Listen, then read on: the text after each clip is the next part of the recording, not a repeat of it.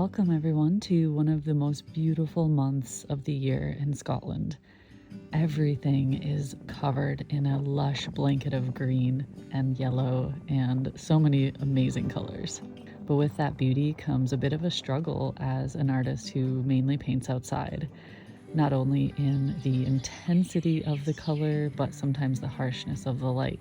So this time of year, I have to sort of recalibrate where I'm at in my skills and goals as an artist and transition into the plein air season.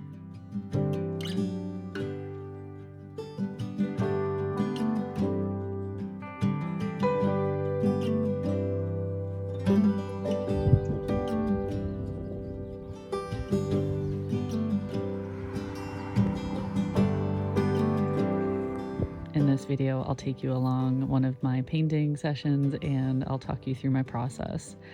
And if you're interested, I also just posted a full tutorial over on Patreon about how I apply what I learn outside and work on a painting in the studio.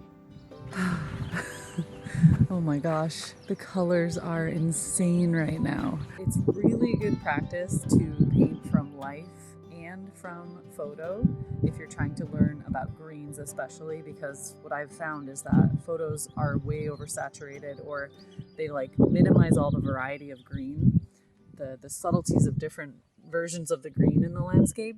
In person, you can see the huge variety of the greens. So there's lots more red and browns and yellows mixed in than you might think just from looking at a photo of it.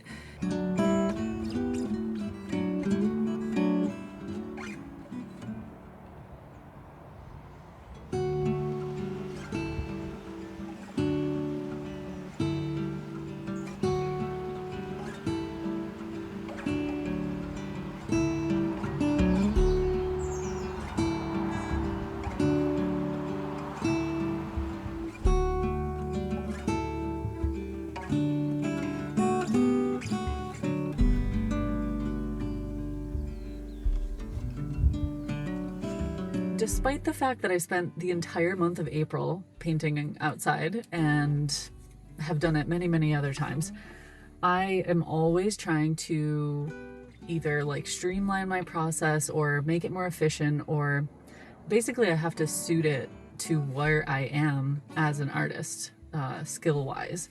And right now, my biggest struggle I find is applying color to values in a way that helps me create the look I want.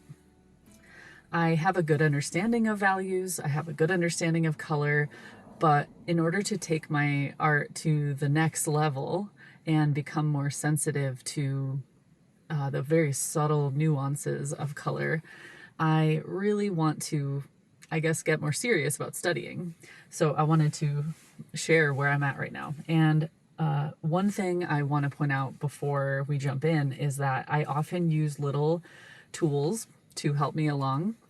Although not always, I sometimes just go out and wing it.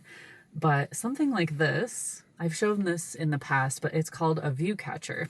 And you can open or close it to different ratios. So if it's all the way open, you have a square. If it's closed, you know, you can make it skinny. There's little markings on here like 8 by 12, 9 by 12, 11 by 14. And you basically choose the ratio of your painting. So if I want a landscape, I would just do something like this.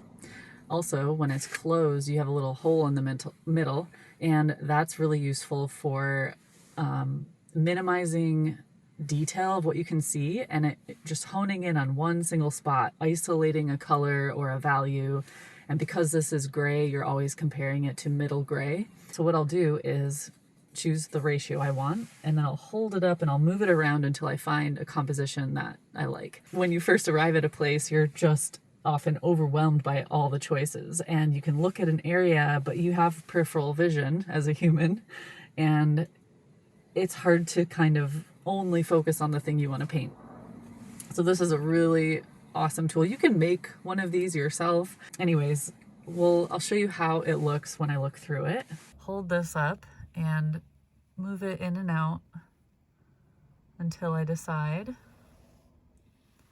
I really like that. I like that composition with the trees and the shadows. So yeah, you kind of move it around the landscape and you basically hold it in and out. Another really useful little tool is something like this, a grayscale or value finder. Again, there are so many different versions of this out there and you can make your own. This one is by the Color Wheel Company and it has 10 values on it, black all the way to white. And so what you do is hold it up against your scene or swatches on your paper, whatever you're trying to match, and you move it around until you match the value you see with what's on the card. And the reason that's helpful is because oftentimes we look at something like the sky and we think, oh, that's almost white. It's so bright. But when you hold this up, you see it's actually a value 8 or 7. Or a shadow looks really, really dark. But when you hold it up against black, you realize, oh, it's actually way lighter than that. So when you're painting, you know, don't mix black or a really, really dark for the shadow. Mix something closer to a mid-tone. And then from there, you can kind of base everything else around that. Because value and color, it's all relative.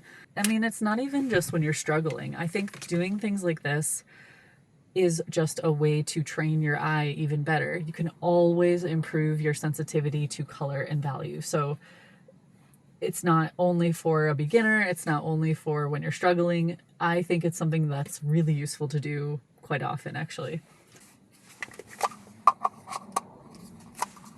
We have a fresh new palette. These are watercolors. I've got my mini Strathmore travel journal and I'm going to use this little piece of foam core to clip it just so it has like a bit of a stiff background to it.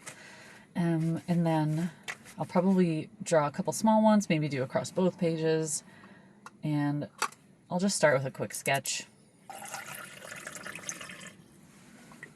Water in there. And I can, usually I have a little spray bottle, but I'll just soften my colors, put a couple drops. Feel free to grab your paints and sketchbook and join in with me in this little sketch session. I will often do a few different compositions, but I'm definitely simplifying everything.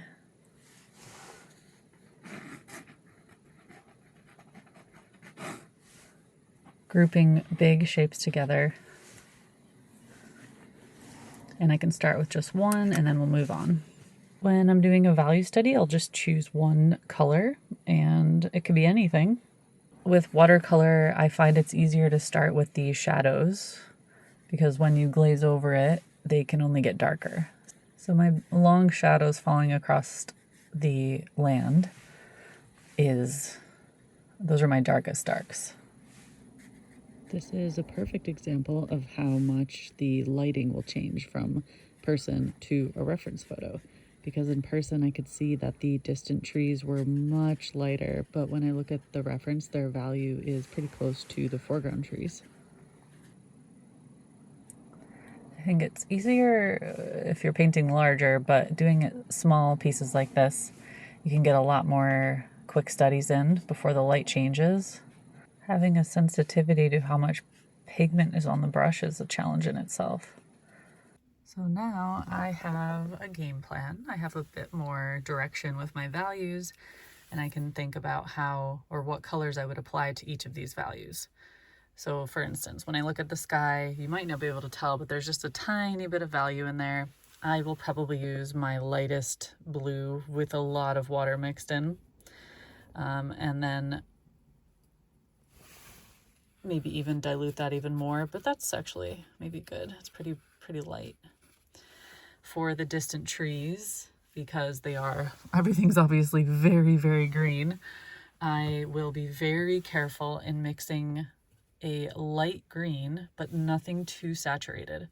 They've got a bit of yellow mixed in, a bit of white, black, a variety of colors.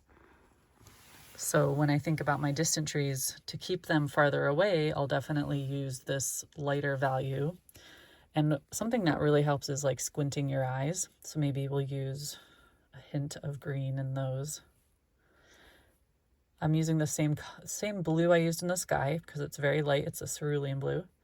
and a hint of my gamboge. Maybe even buff titanium. I love this color for distant elements in the landscape. And we'll just drop that in and kind of go from there. Again, it's all about color notes. Each time you do it, you learn from it. It's actually, the thing though, is that these trees are darker than the grass. So I need to at least darken it near the base, maybe with a hint of brown and ultramarine. That's kind of a gray. Maybe I want more of a bluish gray. But I have to be careful not to get too dark. So like for the shadows of these trees back here, at the base especially, with all this water involved, it's going to be very diluted and it's going to dry a lot lighter. So when I squint my eyes, does this value match what I see here? It's pretty close. For the grass, I'm going to use a cooler, brighter yellow with some lemon yellow, but I'm still going to mix in a bit of that buff titanium. It just knocks it down a little bit in saturation because it is a very light, there's a lot of light catching the grass, and I can just fill in all of my grass. Then as things start to dry, I'll notice if it's too dark or too light, and I can make little adjustments here and there. Just trying to remember that, it's a preliminary study. I think this makes greens a lot more approachable as well. Greens can be very overwhelming to me. So when I mix the foreground bushes and foreground trees, I need to make it a little darker than that. For instance, this line of bushes here, and then of course these trees are a lot darker. So what I'll do is just kind of touch in maybe some ultramarine. That's a bit darker. A little more new gamboge. The paper is still very wet, so I may not do much, but I'll just touch it in and kind of get an idea. And if I glaze on top of that, it'll just make it that much darker. So I can at least start with something here. The foreground shadows are very dark in comparison, and I'll use a hint more saturation as well.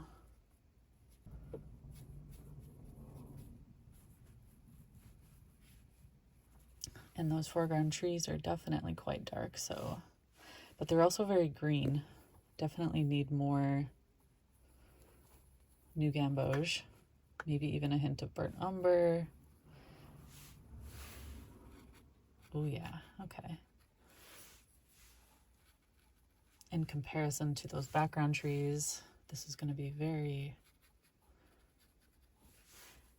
it's still not black.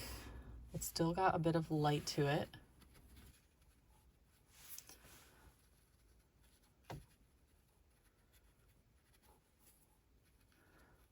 Bringing everything forward, separating it from that background. I love phthalo turquoise with burnt umber.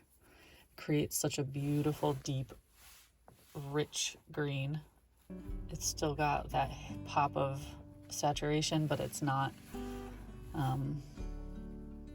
quite as strong. So that's kind of it for the first one, and then I'll just do multiple versions of it, maybe trying slightly different composition or amounts of pigment or different color combinations to represent it, but it at least gets you started with a game plan, breaks it down into an easier, more digestible process.